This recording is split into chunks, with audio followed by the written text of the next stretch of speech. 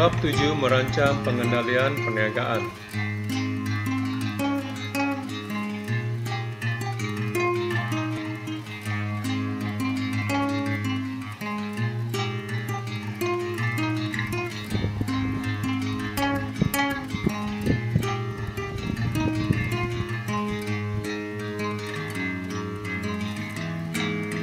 Apa yang perlu kita belajar dalam bab 7 kali ini? Kita akan belajar menyediakan rancangan perniagaan atau RP. Ya, projek ini sangat penting dalam exam SPM. Selepas mempelajari bab ini, murid-murid boleh ada 4 jadi murid-murid boleh baca sendiri. Yang pertama, definisi rancangan perniagaan.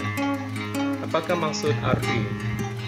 Jadi RP bermaksud dokumen bertulis menerangkan maklumat perniagaan secara menyeluruh atau terperinci. Hafal kata kunci ya. Yang kedua ialah kepentingan menyediakan rancangan perniagaan. Pertama, memberi peluang kepada usahawan menilai projek dirancang. Kedua, merancang keperluan sumber perniagaan. Ketiga, menjangka risiko bakal timbul. Yang keempat, memberi gambaran projek dirancang berdaya maju atau tidak. Dan yang kelima, meyakinkan para pelabur. Baik, kita lihat format RP. Macam mana mau memulakan projek ini? Apakah tajuk-tajuk yang penting dalam projek ini?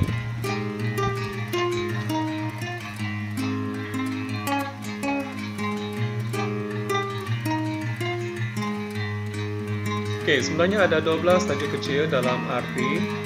Yang pertama, ringkasan eksekutif. Kedua, pengenalan. Ketiga, latar belakang perniagaan. Keempat, latar belakang pemilik. Kelima, rancangan pentadbiran. Keenam, rancangan operasi. Ketujuh, rancangan pemasaran. Kelapan, rancangan kewangan. 9, penutup. 10, lampiran. Merupakan optimum sokongan.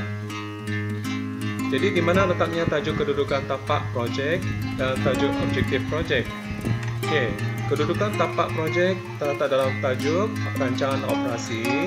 Objektif projek dalam rancangan pemasaran.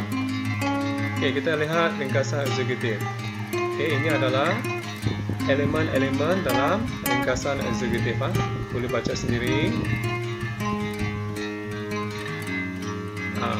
Secara ringkasnya dalam RI ringkasan eksekutif. Okey, mesti ada semua yang ada dalam ni lah. Jadi, murid-murid boleh baca sendiri.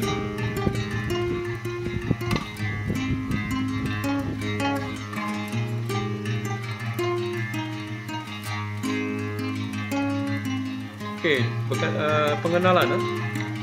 Gambaran berkaitan dengan perniagaan. Bermula dengan nama perniagaan, alamat perniagaan, bentuk perniagaan, sampailah trend persekitaran semasa dalam perniagaan. Yang ketiga, latar belakang perniagaan. Ini senarai yang perlu ada dalam latar belakang perniagaan. Okey, murid-murid sila rujuk. Okey, dan boleh buat dalam bentuk jadual seperti yang ditunjukkan ni lah. Latar belakang pemilik. Okey, ini adalah elemen-elemen yang perlu dalam latar belakang pemilik. Murid-murid perlu ingat dan baca. Juga boleh dan sediakan dalam bentuk jadual. Latar belakang pekerja. Sama lebih kurang latar belakang pemilik. Elemennya lebih kurang sama. Okey, tulis semua maklumat ni dan masukkan dalam jadual juga. Okey, dalam bentuk jadual. Seterusnya, rancangan pentadbiran. Okey, jadi ini adalah rancangan pentadbiran. Murid-murid boleh baca. Okey, kos pentadbiran, kos perbelanjaan lain. Semua di bawah rancangan pentadbiran. Okey, dalam rancangan pentadbiran ada carta organisasi perniagaan. Bermula dengan pengurus besar, kemudian dibantu oleh 3 atau 4 pengurus kecil. Kemudian nyatakan spesifikasi tugas pekerja di bawah rancangan pentadbiran. Jadi ini adalah contoh-contoh spesifikasi tugas mengikut tugas pengurus besar, pengurus pemasaran dan seterusnya.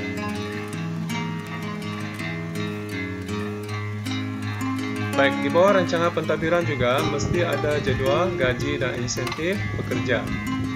Kita lihat gaji pokok berapa, KWSP, per keso dan jumlahkan. Dan mesti ada insentif pekerja. Okey, seperti cuti tahunan, cuti sakit dan sebagainya. Okey, boleh lihat.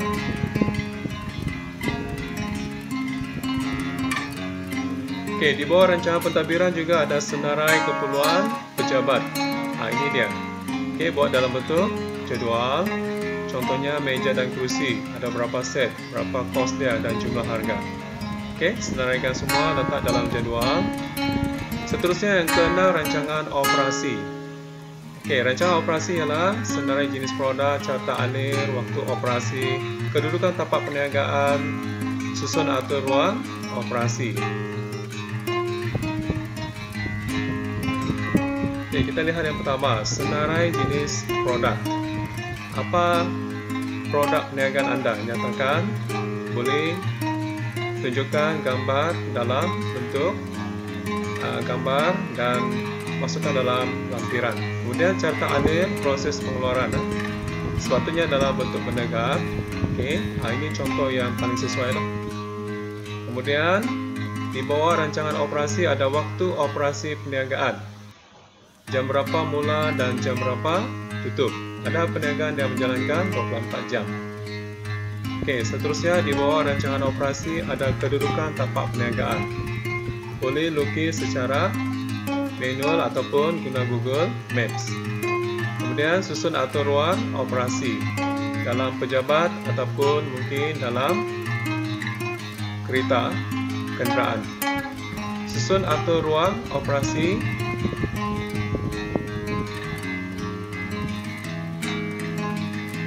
Okey, di bawah rancangan operasi, keperluan bahan mentah atau kos bahan mentah. Kemudian yang kedua, pengurusan sumber fizikal dan teknologi. Okey, kena nyatakan jadual keperluan bahan mentah. Okey, apakah bahan-bahan yang perlu, senaraikan, termasuklah anggaran dan jumlah harga. Senarai mesin dan peralatan, senaraikan contoh-contoh mesin, kuantiti, harga dan pembiayaan. Senarai mesin dan peralatan tambahan jika perlu, boleh senaraikan. Okey, jenis, kuantiti dan harga. Buat dalam bentuk jadual. Perbelanjaan operasi perniagaan. Okey, ini adalah contoh perbelanjaan. Okey, mengikut mesin, bahan-bahan mentah dan sebagainya. Seterusnya di bawah rancangan operasi ada pembahagian tugas. Bermula dengan pengurus operasi, pembuat kek sebagai contoh, pembantu pembuat kek, berapa orang dengan nyatakan tugas-tugasnya. Okey, kemudian seterusnya yang ketujuh, rancangan pemasaran. Okey, analisis industri SWOT. Kemudian analisis pasaran.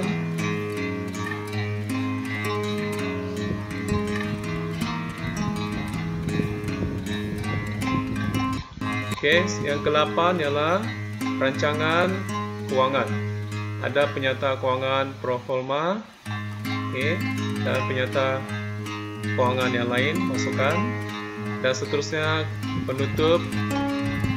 Okey, apa yang perlu kita masukkan dalam penutup ini adalah elemen-elemen dia kena ikutlah, dan seterusnya lampiran, dokumen, sokongan. Nombor 1 hingga 3 adalah wajib.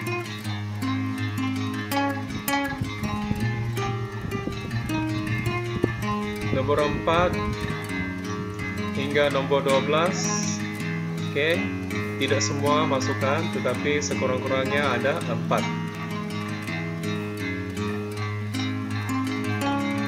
Okey, jika memberi manfaat jangan lupa komen, like dan subscribe.